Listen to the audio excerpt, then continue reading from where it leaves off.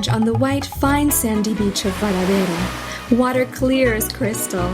Enjoy it. It's the only water available. Embark on an exhilarating scavenger hunt for Wi-Fi at a public park. A true treasure at just $10 an hour. Marvel at the amazing curiosities at artisan markets.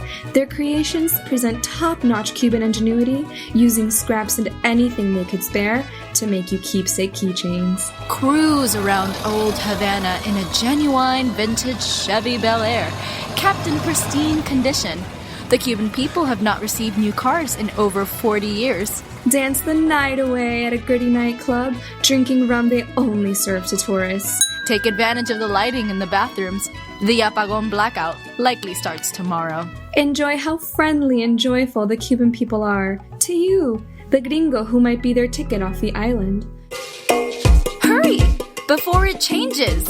And we mean before Cubans get access to the internet, global currency, new cars, food, and more. The time to go is now.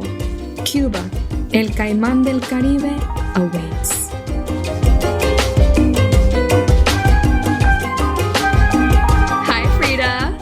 Hey, Carmen. What's up? I am convinced. Let's go to Cuba, Carmen. Let's go to Cuba, Fryda. Yeah, because we have never been as adults. We were both born in Cuba. I've went back to Cuba when I was 7 and when I was 10 with my family, but I haven't been back since then. And I haven't ever been back ever since I left. So this episode deals with a question that we get asked a lot when anyone learns that we are Cuban, and specifically that we were born there. We get asked, have you ever been back? Inevitably, what we hear the most is, I want to go to Cuba before it changes. And this is so loaded. A lot of the times I don't really know what to respond to that. I kind of just smile and say, oh yeah, that's interesting. And then I try to change the subject. Let's break it down. So the first part, I want to go to Cuba. For some people, you can stop the sentence there and it's already a problem. I want to go to Cuba. Those are folks who are typically in the pro-embargo, anti-travel camp. Just saying that to a Cuban American who's in that camp will cause some tension. But saying that you want to go before it changes, I think elicits something even in people who feel more comfortable and actually might even encourage the idea of engagement and interaction between the two countries, the US and Cuba, because it suggests that you don't want Cuba to change. The group of people that are saying this, that they want to go to Cuba before it changes, those people are not Cuban. Those people are gringos or they're Latinos that are living in the US, but this is a very US-centric point of view because lots of people have been vacationing in Cuba for a very long time, namely the Canadians, people from the UK, Spaniards, even Australians make that trek. Lots of people go to Cuba and it's not so taboo or forbidden. So Cuban Americans, specifically Cuban Americans with family in the island, have been able to go to Cuba for the entirety of the timeline we're about to describe. Tourism to Cuba can be divided, I think, into 3 different stages. The first one is before 1959, before the revolution, where Americans were traveling to Cuba non-stop, no problems. If you've ever been to the Keys of Florida or Key West, it's 90 miles from Cuba. And to this day, if you travel there, you see a bunch of old posters from the 1950s and 1940s that say, travel to Cuba for $1. Cuba was open to Americans and Americans were coming and partying and it's a beautiful island and it was easy and cheap from Key West. Then came the revolution and things changed entirely. Cuba didn't even think about tourism until almost the fall of the Soviet Union because it was out there in the middle of the Caribbean trying to build an entirely new and different economy. Who has time for tourism? After the fall of the Soviet Union, Cuba started to rebuild its tourist economy. Restrictions for Americans traveling to Cuba have existed since the embargo, which has been in place since 1962. So the embargo is a set of sanctions placed by the United States on Cuba. The intention of the embargo, according to the United States, is to encourage via sanctions for the Cuban government to not be communist and potentially become democratic. Some of the restrictions include other countries not being able to trade with Cuba for fear of consequences placed by the United States. Americans have not really been able to travel to Cuba unless you're going for a very coordinated trip, for example, a student trip or a church trip. In 2016, Obama came out and said that Americans would be able to travel to Cuba. I do not believe we can keep doing the same thing for over 5 decades and expect a different result. Moreover, it does not serve America's interests or the Cuban people to try to push Cuba towards collapse.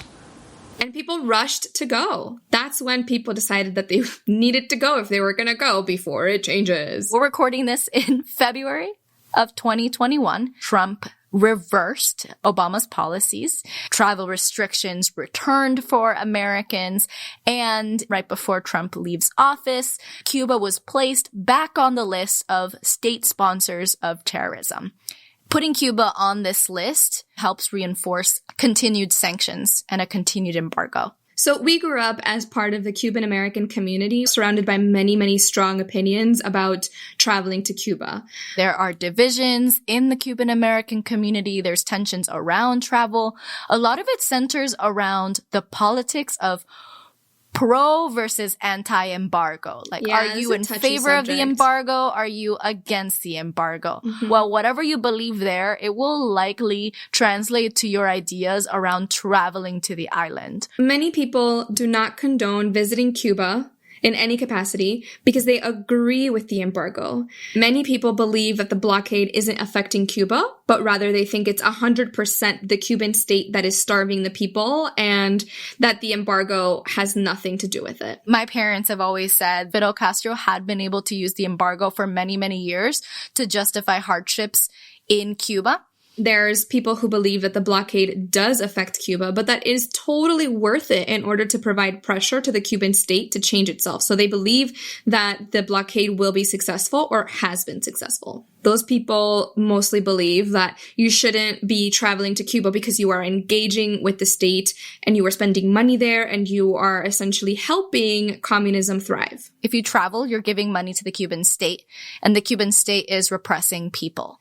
But there are a couple of other reasons why people, and specifically Cuban Americans, may not want to go to Cuba. One of them being emotional reasons. Returning to the misery, the trauma, discomfort. There are oftentimes divisions in your family that are started by leaving the country. So by leaving the country, maybe you're considered a traitor, or maybe everyone wants something from you. So there's a lot of potential divisions that occur when you've left and you return. But then there's also something that I've heard that's like the principle of it. There's a lot of people that left around the revolution and have never, ever, ever returned. And I don't want to speak for them, but I think returning is something that's like very painful. And the principle is like, you're not going to contribute at all to the state that was oppressive. A lot of people don't want to go because of fear of repercussions. People who are born in Cuba don't want to go back because there is a real fear of repercussions, because once you get to Cuba, even if you have a U.S. passport, you are not treated as a U.S. citizen. You are treated as a Cuban citizen. If you go to the United States government website and search how to travel to Cuba if you are Cuban, it has a disclaimer that basically says that if you were born in Cuba, Cuba often doesn't report that they detained you or that they arrested you if you are a dual citizen. Just the thought of that does strike fear into many people, including myself.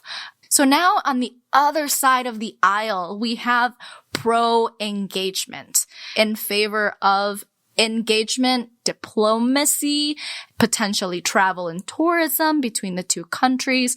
There's a whole spectrum. But generally, if you are in favor of engagement, you're going to be against the embargo. What are some of the justifications for being against the embargo? One of them is that the embargo has been a strategy employed by the United States for over 40 years. And so if strict sanctions didn't break the Cuban government during el periodo especial, the worst time ever, the worst period of time, the reasoning here is to say, will sanctions ever work if the Cuban people manage to starve and still preserve the existing revolution? The next one is the embargo has caused damage to the Cuban people, that the sanctions have hurt people and not necessarily the government. The idea is that what the embargo has done is restrict trade to Cuba, which means that people aren't able to get necessary goods. The last one that we have outlined is that the embargo has actually made it harder for the U.S. to conduct diplomacy in Latin America overall, even to pressure Venezuela and others. And this, we want to shout out to our counterparts at the 90 Miles podcast. We were listening to them when we were researching this episode. We'll link it in our show notes. Then there's another thought, which is that Cubans need money to participate in their own country, in their own economy. Tourism, as we've mentioned, is a big deal for Cuba for many obvious reasons. And these people need their jobs. Like, let's be practical and support the Cuban people. That's one thought. Another way in which you can be pro-travel and pro-engagement is the notion that a cultural exchange is diplomacy. Now, the interesting thing about this is that, people have been traveling to Cuba for a while. Cuban Americans travel back and come back with their American ideas.